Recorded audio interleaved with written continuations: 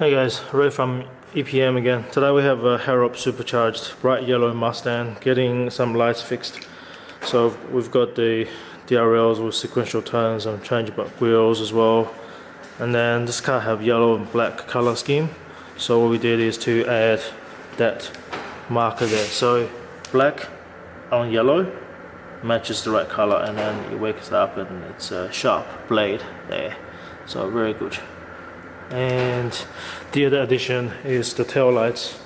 So we just have the boards outside doing some testing before we set everything up. So unlock, so you can see the sequential unlocking plus the running lights that's running in the background.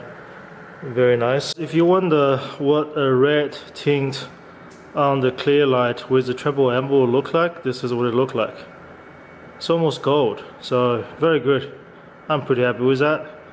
The red will look red. I mean, this is actually orange to my naked eyes, but the camera is turning it more yellow.